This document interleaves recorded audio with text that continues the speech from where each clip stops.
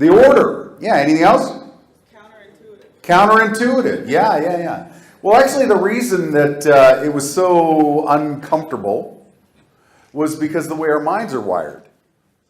In your book there, in your workbook, in my section, they talk about the horse and rider, and what I'm talking about is this. In our minds, we have an unconscious, 5/6 of our mind, and a conscious mind, 1/6. Unconscious, 5/6. Conscious mind, 1/6. Got it? Now, Tom Miller has an audio series called Self-Discipline, Emotional Control. And in that audio, he talks about the unconscious as a horse and the rider as the conscious mind. Now, when I talk about the horse or I talk about the unconscious mind, I want you to visualize an 1,800-pound Clydesdale horse. Can you visualize that? Okay. Now, this horse has no reins and is untrained. No reins and is untrained. Are you with me? Okay. So it's the beast you're riding on because you're the rider. Can you see that? Between the horse and the rider, who has the most power? The horse. It's 1,800 pounds to you. No reins, untrained. But what does that mean? It means this horse has the power. Now, this horse has one agenda. One agenda. What's that agenda? Keep you safe. Keep you alive. Do you follow me? So it literally goes, oh, sweet, Sal, we got you here today. Awesome. Now, whatever you did to get here, keep doing that because you lived through all that. That's good. We can do left hand, last name. Danger, danger, Will Robinson. You could die from this because you'd never done it before. But once you did it a few times, there was this release. See, once you did it a few times, the horse goes, sweet, you lived. Red alert off, go play. And there's that release. That's what we're talking about. Now, why am I talking about this in here? Because people are, we come to an event like this. We come to a workshop. We come to something to grow us, to increase our value in the workplace and to our clients and to our coworkers. And you know what? Many times we go back to the office and nothing changes. Nothing changes. Does that make sense? Anyone, you've ever sent somebody to a workshop hoping they get something out of it and they come back and they're exactly the same? Well, now you know why. Because the horse says, look, different is dangerous. Don't change. Look, if you didn't like the last time we went around that mountain, I don't really care because you lived, so let's do it again. You didn't die. It's got to be safe enough. Now, if you didn't like that last time around the mountain, it means something different. It means that we need to learn the way to train the horse. We need to rewire some things in there. The challenge is that the horse and the rider learn differently. The rider can collect information very quickly, but it doesn't have the power to create lasting change. If you want to create lasting change, you got to train the horse. When I was working with Zig, one of the things he said is you got to rinse and repeat enough on anything to get it past the conscious mind into the unconscious. Does that make sense? Does that make sense? Yeah. So one of the things we want to do is find ways to train the unconscious mind with enough rinse and repeat, enough taking action on what we're trying to grow. One of the quick tips that I would encourage you to do is anything in your life that you want to grow, learn in. If you go to a conference like this, I encourage you to pick within the first 48 hours 4 or 5 things that you want to integrate and then promise to do them at least 4 times very quickly. So that you show the horse, you'll live, you won't die, and then there's going to be a beginning of a release. You'll grow, you'll learn more, you'll get more information faster, better, and quicker. Does that make sense? Because when we're talking about creating change, It isn't just collecting information. Many of us know what to do, but we don't always do what we know to do. Would you agree with that? Yeah. So we want to create lasting change. We want to create change that really makes a difference in your career. Today, one of the things that I want to give you initially, and it's in your workbook, they have these foundation stones. And here's the first one. Would you agree with me that what you believe about you is all made up? Would you? Would you agree with me? How many of you agree with me that what you believe about you is all made up? Now here's a question.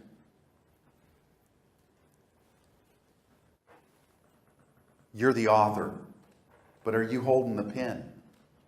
Are you holding the pen? What you believe about you is all made up. Now the second one, the second foundation stone, and these foundation stones are actually out of a group of 25 that I've taught for the last 18 years. And I found that these are really good. Why would I say that? Because I've had people come back to me over and over again. Hey, once I started learning more and more what you were teaching, Pat, they began to change my world. My relationships began to change. Everything began to change. The second foundation stone is that hot buttons are seeds of self-doubt. Hot buttons are seeds of self-doubt. And the third, limiting beliefs, confront them with the truth. Limiting beliefs, confront them with the truth. And the one thing I started with on the foundation stones was, if what you believe about you is all made up, and you're the author, have you always held the pen? Have you always held the pen? Think about that for a second. How many of you say, yes, I've always held the pen? Raise your hand. Get your hands up. Come on, play along. It's good. How many of you say no? How many of you aren't saying anything? Yeah, like there's a little confusion, right? Actually, let me clarify that.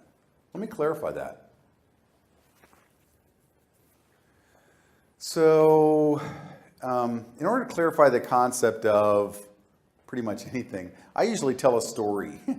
Danger, danger, Will Robinson. I tell stories every time I talk. But why would that be a benefit? Because embedded in the stories are the things I want you to be able to walk away with. When I think about what you believe about you is all made up and you're the author, okay. Have I always held the pen? No, I gave the pen away in my life. Let me give you an example of that. When I was 18 years old was the first time I handed my pen that I can really recall that had the impact, lasting impact, to really shape my world. I handed a pen to somebody else. That day was my first day in college. I sat down with my academic advisor. She looked at my test scores, looked up at me, and said, Mr. Dewar, do you realize that 99% of all the rest of the freshmen enrolled are placed above you? Our statistics show that people of your academic stature won't last 6 weeks at this university. Are you sure you wouldn't rather go to a junior college and make sure that college is your cup of tea? All I could think was, wow, I've never been called an idiot so proficiently in all my life. I'll send you an invitation to my graduation was all I could think after that. How many of you would sit there and react that way? Just, dude, no way. I'll show you. So that's what I began to do. I studied 17 hours a day, 7 days a week for the next 2 years. At the end of my sophomore year in college, I had achieved an overall grade point average of 1.99. Yeah, that's not even the comment my dean said. He just said, welcome to second semester scholastic probation. If you don't pull it out next semester, Pat, you are going home. Well, that summer I worked in the oil field. And, because I did most summers to pay for school.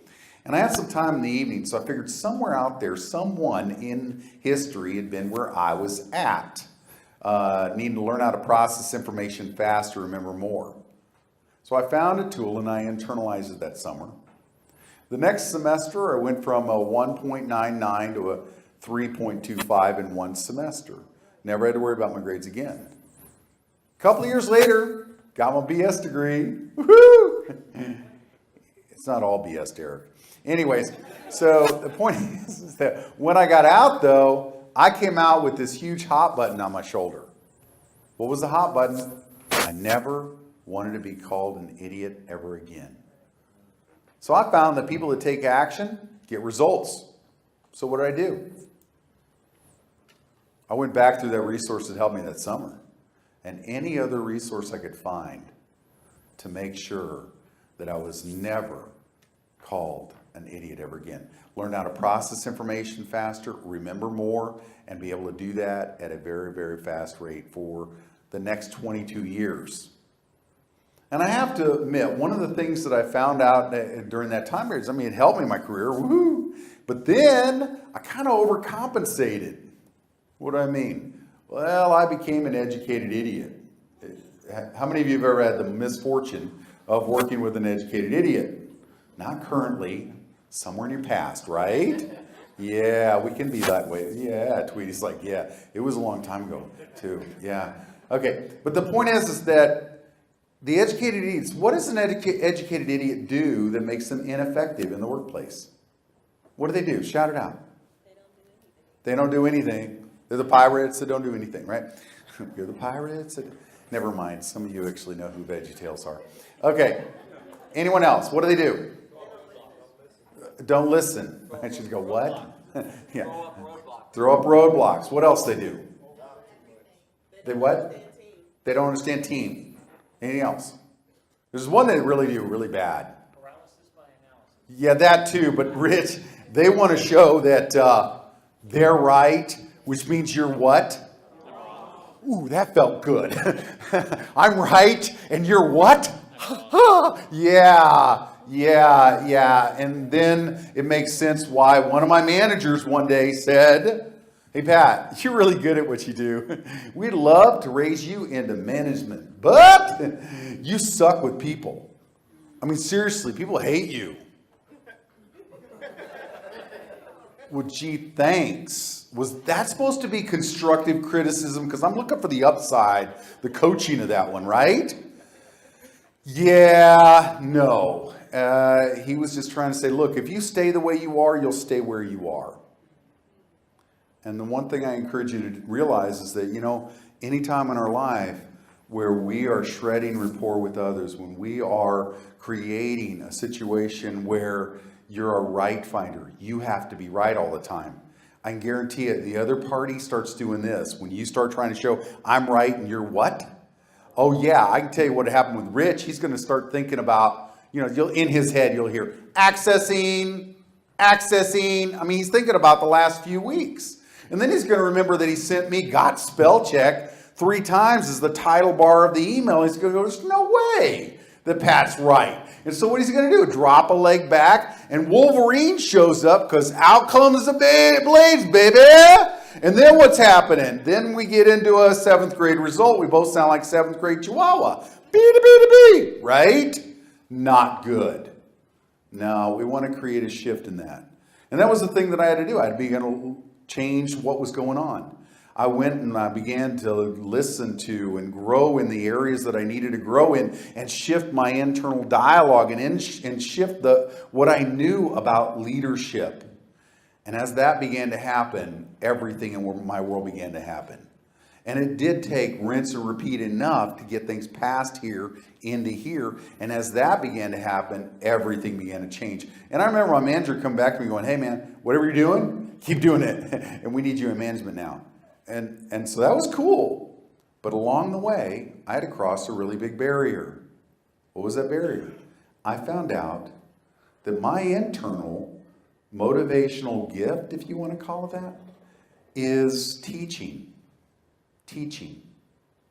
And the one thing about teaching is that, I thought, well, you got to be smart for that. Because see, my first thought was I'm not smart enough to teach. I'm not smart enough to teach. But I was 40 years old when I found out that teaching was an internal motivational gift. Why was I saying I'm not smart enough to teach at 40? Because I bought that lie. What do you think's going in the back of my mind? 99% of the rest of the freshmen are placed above you. Would you agree with me by 40? That is just a limiting belief. That lie that I bought that was planted into a child's mind is just a limiting belief. According to foundational number 3, what do we do with limiting beliefs? Confront them with the what? Which truth? The adult truth. The current truth. Because many of our biggest limiting beliefs that power our hot buttons that create a dysfunction in the workplace is powered by the limiting belief. That hot button is powered by that limiting belief. What do you do with limiting beliefs? You confront them with the new truth. The new truth is that I'd learned how to process information faster, remember more. Maybe I'm not so stupid. And then because of that, I began to use that gift. I stepped into that authority and said, if it's in me, let's see what happens. And what was really amazing is once I acknowledged that gift in me, the identity up here began to shift in a big way. The identity shift, which makes the change in your life accelerate. Because what began to happen almost instantaneously is that people began to invite me to speak at different events and things of that nature. This is as far back as the year 2000. Within a few months, because I believe that your gift prepares a place for you to stand. Okay? And so I saw all of a sudden this propelling towards being invited to speak at a 3D event and how to process pain rather than run from it. And what was amazing is to see that in that area, when you're operating in your giftedness, when you're operating in that area of strength, everything in your life ignites because you actually charge up while you're doing what you love to do. Have you ever had that job that you'd go in at, say, 9 o'clock in the morning, and by 9:15 you had been reduced to an ooze, and then you just kind of slithered through the rest of your life, for the day, and then you went home and you were supposed to recharge at home, and then you go back to do the same thing over and over and over and over again, because everything in you was you were in the wrong space, place, job, area. You were being drained of all of who you are. Anyone ever had that one? Because what would it be like to be in the opposite of that? Where you're being charged up and fired up and literally excited about everything that's going on. One of the things that I wanted to cover in here today is that if you understand that ultimately you might hold the pen, but there may have been times in the past where you didn't. See, once I confronted the limiting belief with the truth, it destroyed that, took out the hot button, and then I went back to that, what I believe about me is all made up, and I hold the pen. I declared I would never let anybody touch that pen again.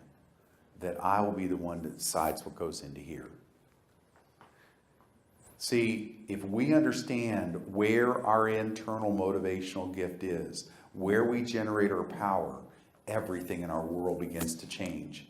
If we understand how those gifts operate within the realm around us, like can we read it in others, how would that change things?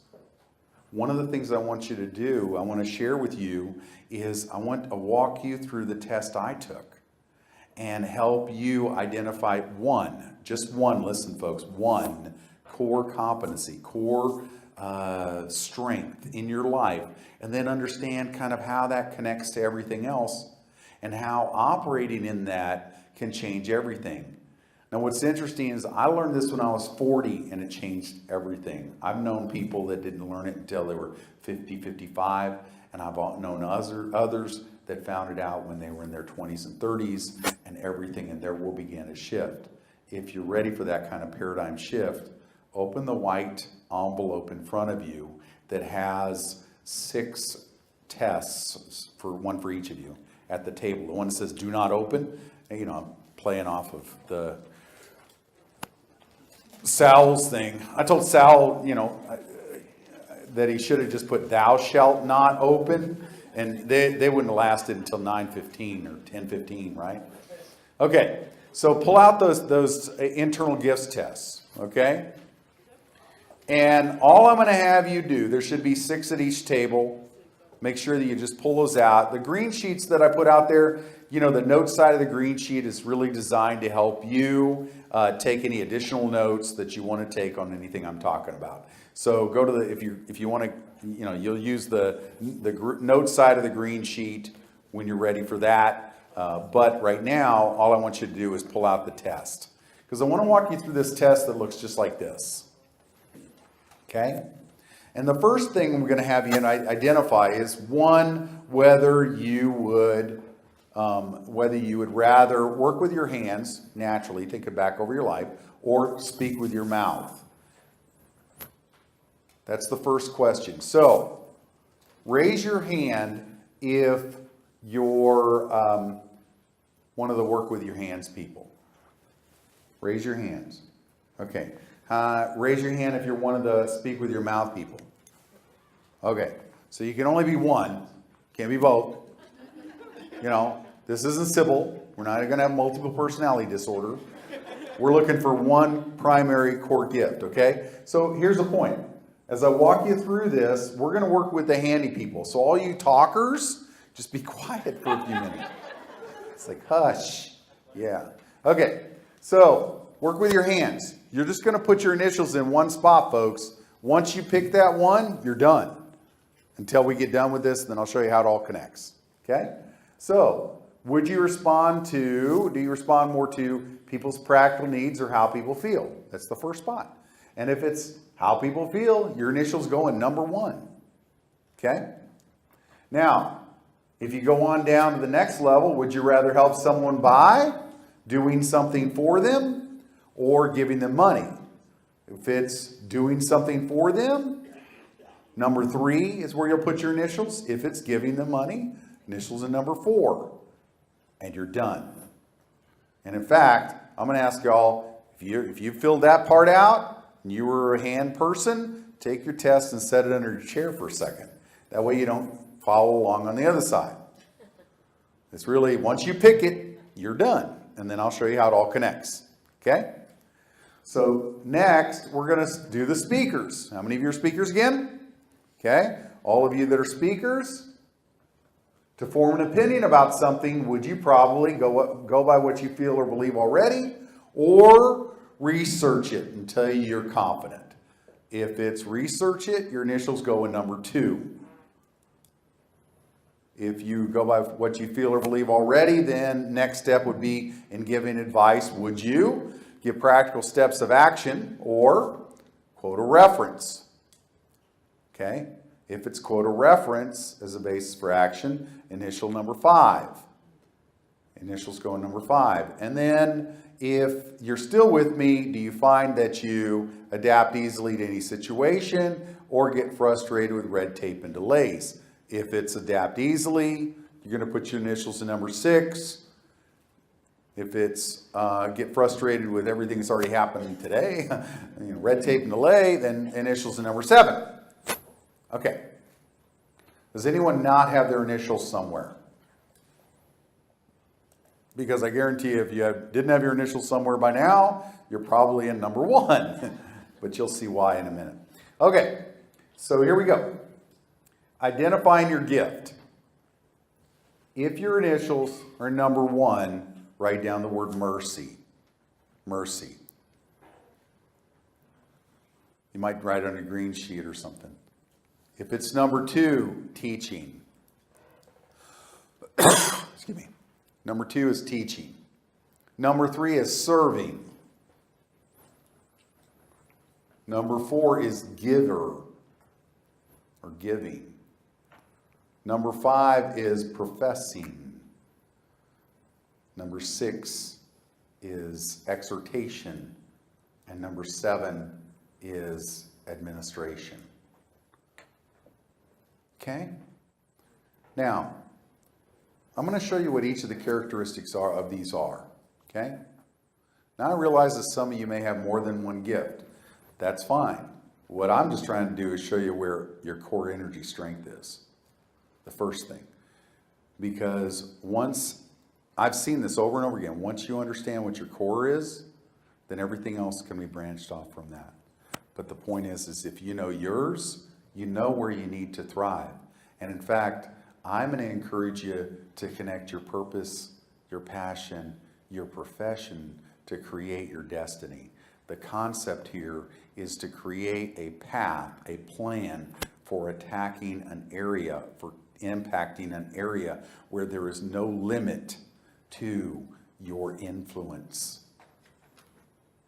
So each of these have about this many notes. I'm not going to encourage you to take these. I'm going to show you a way you can get a copy of these very easily at the end of these descriptions. I'll show you kind of how they all work together, and then we'll move along. I want to show you how all this comes together, and you don't have to take a bunch of notes because there is a way you can get all these at once. So mercy. Mercy are the ones that are always looking for the good in people. They is attracted to people who are hurting. How many of you saw The Green Mile? Okay, these people are the main character, John Coffey, in The Green Mile.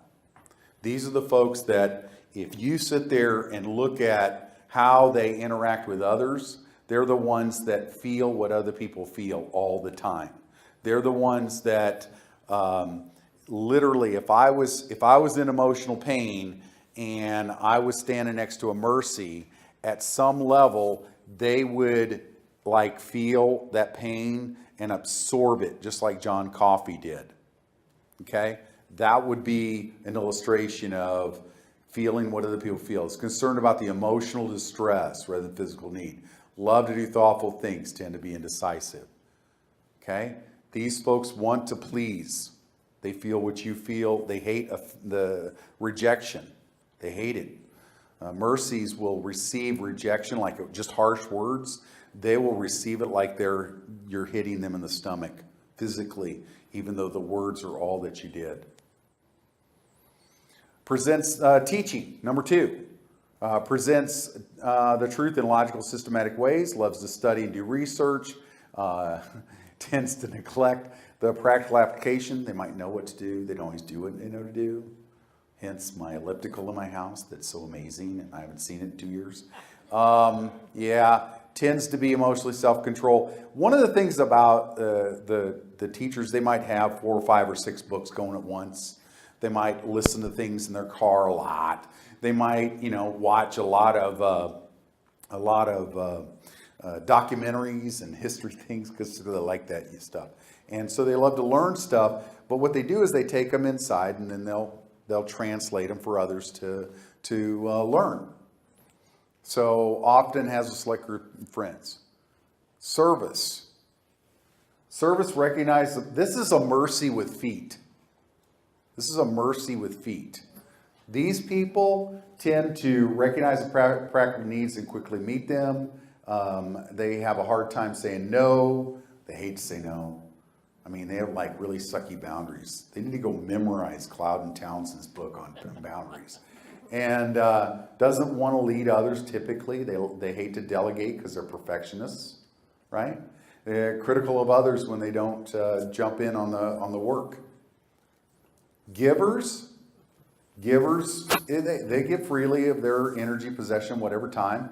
But it's not like they only give. They attract the resources that are needed. They attract the resources that are needed. One of the best givers that I've ever met in my life was, she had this ability. She'd come up to you and go, hey, it's Bob's birthday next week. $2.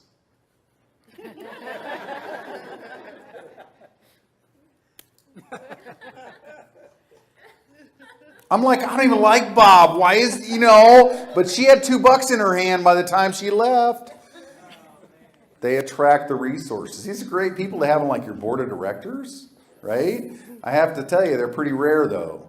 In certain organizations that some of you guys are a part of, Calvin, only 4% of the organization, fellowship or whatever you call it, right, are givers, which probably accounts for why there's such a need there. Anyways, so professors, the funniest thing about the professors, they're so black and white on things. I mean, they have to be right. These are, in my opinion, these are like Vulcans, but not quite, because they like to speak the truth. I mean, you don't ask a professor,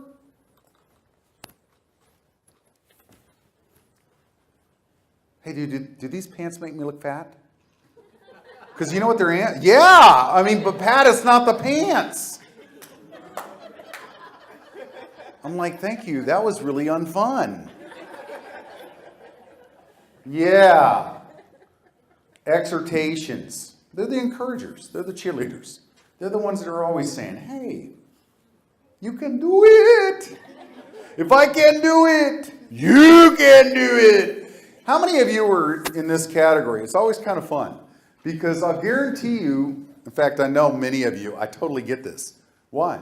These guys, gals, they're the ones, they really do have people come up to them all the time going, hey man, I just can't do, Scott, what you're asking me to do. I just can't do it. And Scott turns around and goes, hey, you know what? I went through that corner of hell. I got the t-shirt. If I can do it, you can do it. And there's this pulse of energy that comes out of Scott, and whoever's in front of him goes like this.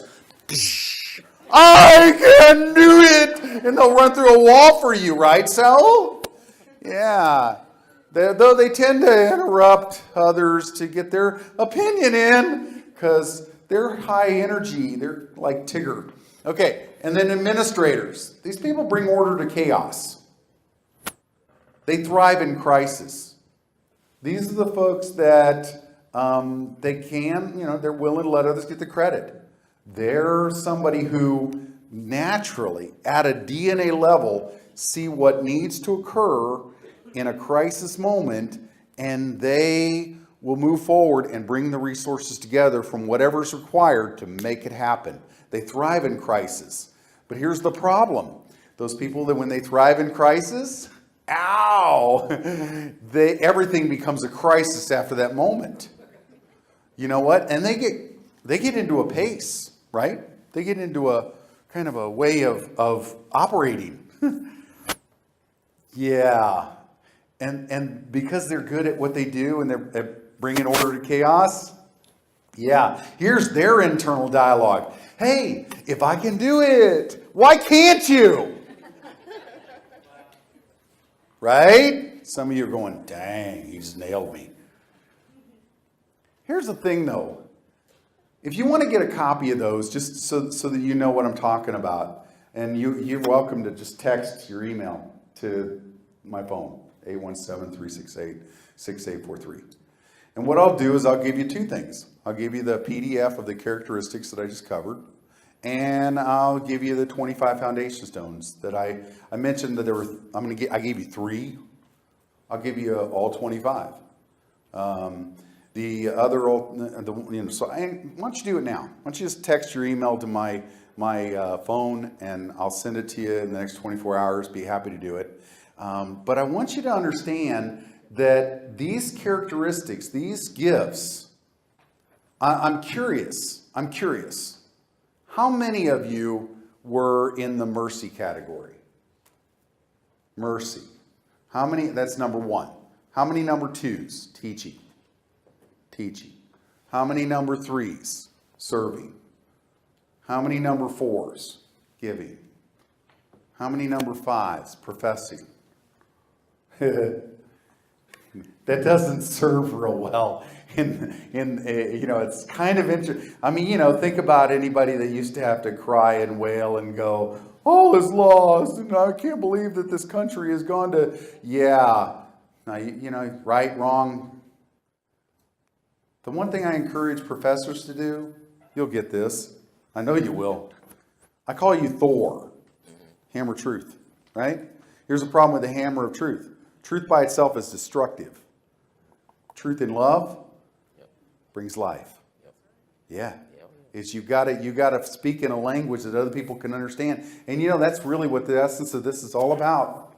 But then I'll take it a step further. Every one of these gifts has a mountain of influence in the country. These three guys, Bill Bright, Francis Schaeffer, and Lauren Cunningham, got together years ago. They found that religion, family, education, media, arts and entertainment, government, and business were the 7 mountains or pillars or whatever you want to call that create the culture, that influence the culture of any nation. Any nation.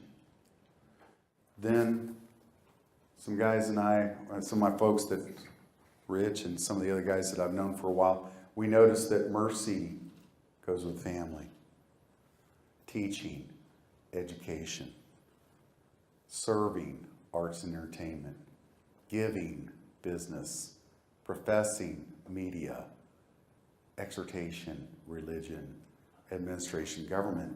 Now, why do I'm bringing this out? Because if we understand what our gift is, then we understand where we can go now and have a massive influence. Because many times mercies become counselors and family help and things of that nature. Teaching, education. I've been doing that for the last 18 years, is finding ways to educate others.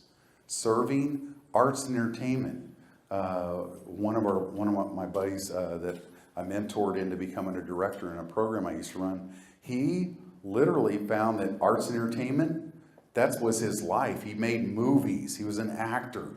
And he found he was a server. And there was an exact connection with that. Givers, business. Good business owners understand seed, time, harvest. They understand the concepts of growing your people.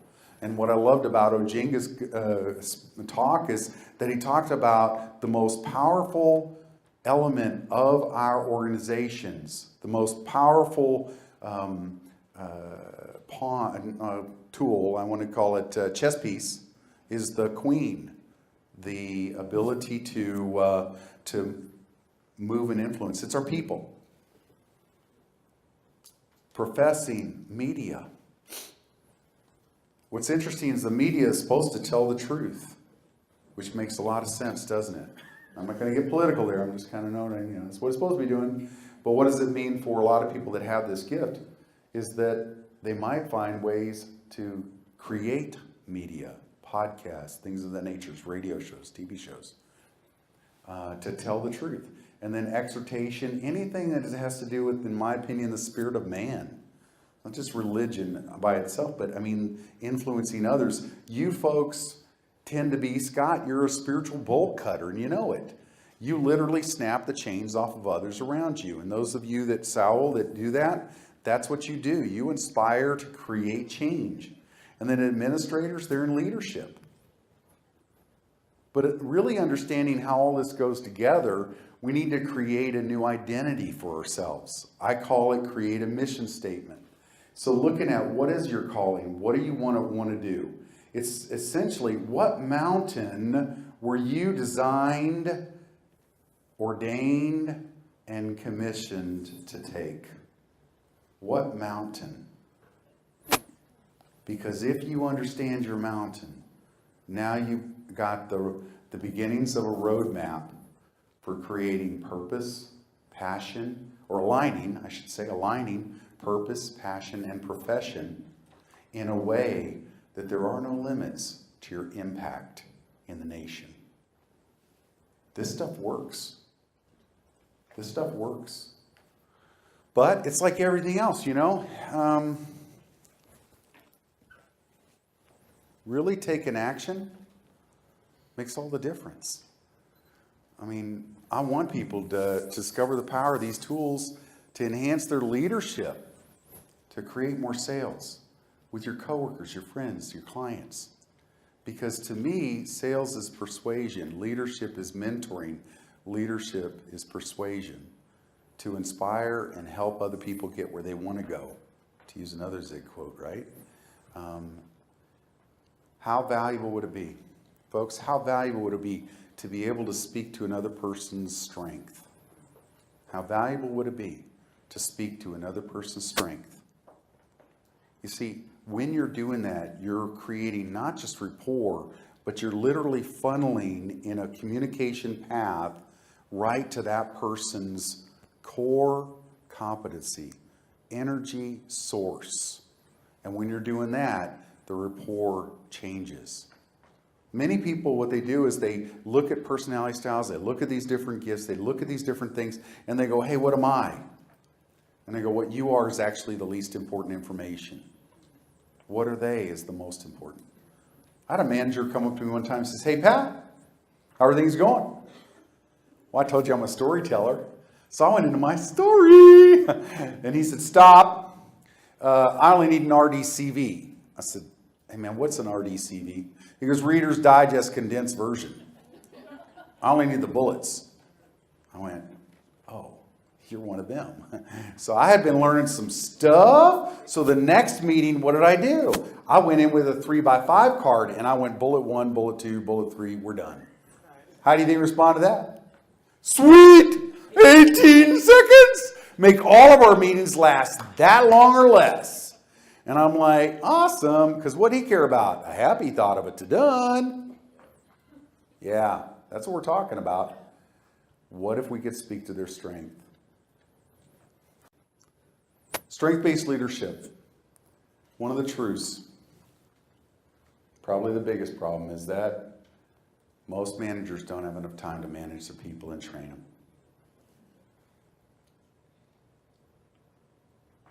Because we're literally creating defective results and not expected ones.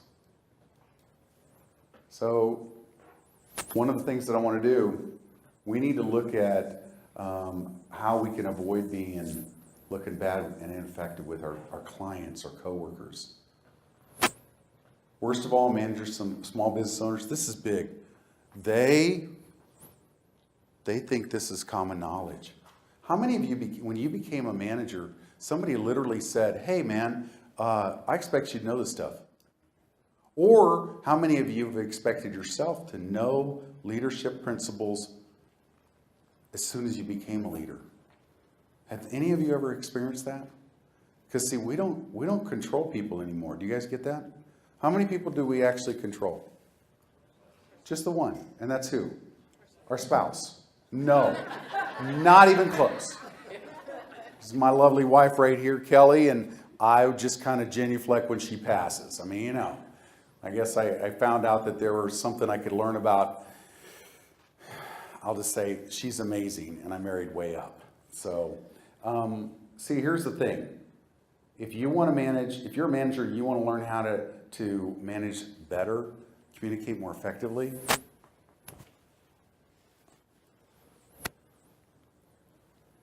The tool that I bring is really for you. I want people to understand that if we could get the most powerful tools to create the life of your dreams, process and remember information at a phenomenal rate. One of the things that I do is I actually will show people the things that I've learned and how to learn faster, better. Have confidence to lead effectively, remember names, leverage the benefits of a team to work together using strength-based leadership. Being able to read what somebody is, knowing what you are is awesome. Knowing all 7 gifts, huge difference. When I used to run a 3-day event, all I ever cared about is what's your gift. Or I could read it and I would just go, okay, I see your gift is X, mercy, teaching, serving. And I could combine whole groups of people. I had 18 people at a time. Trainers, 18 trainers or more, would be in a single 3-day weekend, and all I would do is use their gift and create massive results. It's understanding that. So if you want to learn how to process information faster, I can help you. And every day you wait, it increases your stress, your reputation increases as an ineffective leader, and chaos reigns in the organization. The program that I'm wanting those of you that really want to take another step up, help you out with, is I'm going to give you the 7 gifts of finding your purpose, 7 mountains of power, an 8-week coaching program, increase your sales and persuasion tools. I know that this program is easily worth that amount. And each session, these are 7 of the 8 sessions, understanding your leading selling gift. In fact, turn your green sheet over, just so I can show you what I'm talking about. Because on the back of the green sheet, I've got this information in there as well. Heightening your communication skills for better rapport. Be assertive versus aggressive.